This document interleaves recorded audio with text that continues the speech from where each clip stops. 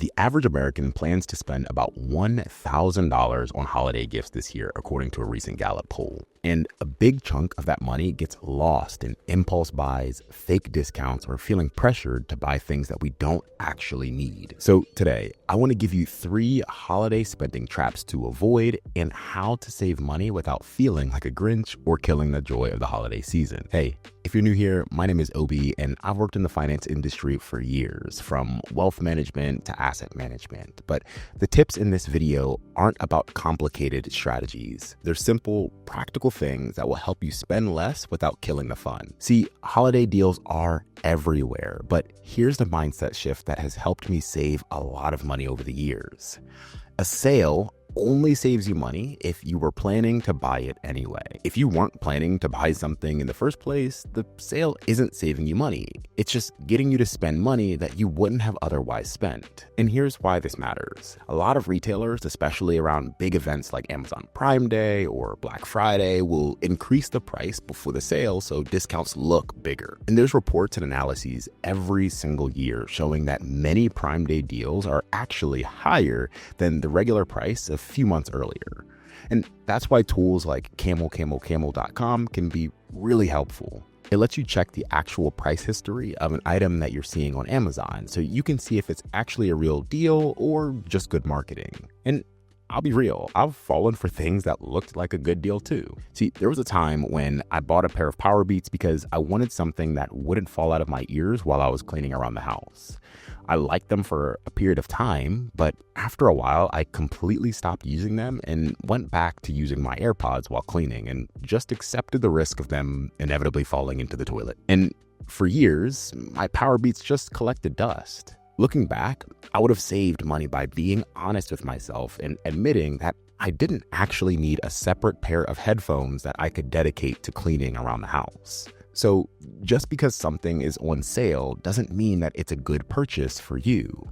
And that one mindset alone can save you a ton during the holidays. So that's trap number 1. Let's talk about the second one, and this one can save you hundreds of dollars. See, gift giving is one of the biggest pressure points, especially in big families. And both my wife and I come from big families, so we get it. In the past, trying to buy gifts for everyone felt like the right thing to do, but financially, it becomes a lot. One year, my side of the family collectively agreed on just buying gifts for the young kids, and it made a huge difference. Not only did it save hundreds of dollars, but the holidays became more enjoyable because it greatly reduced the pressure to buy something for everyone. Now, on my wife's side, they do something a little bit different. They do a Secret Santa. Everyone puts together a simple wish list. The app randomly assigns each person someone to shop for, and there's a set spending limit, so everything stays reasonable. It keeps things fun.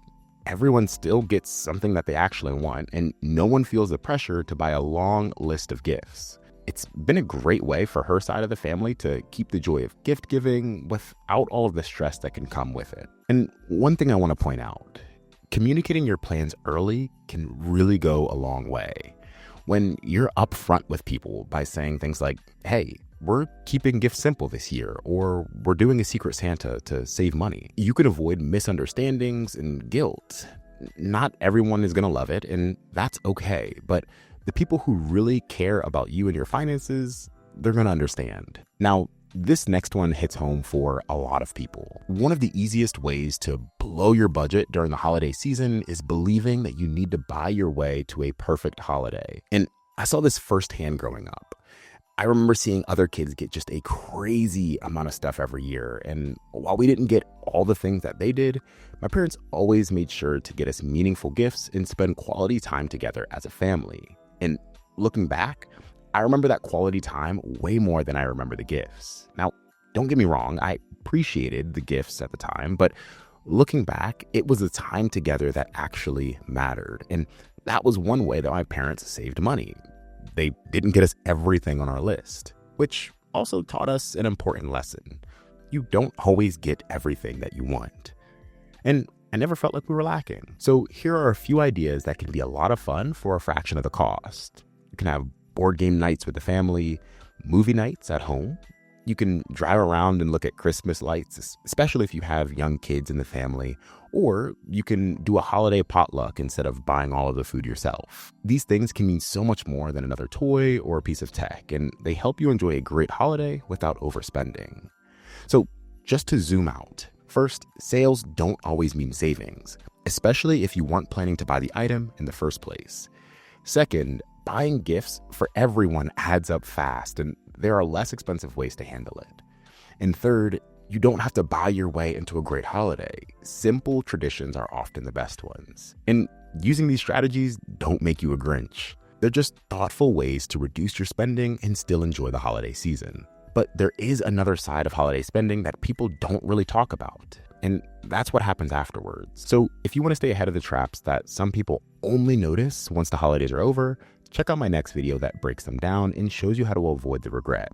If this video helped you, go ahead and like it and subscribe, as it really does support the channel. Thanks for watching, and I'll see you in the next one.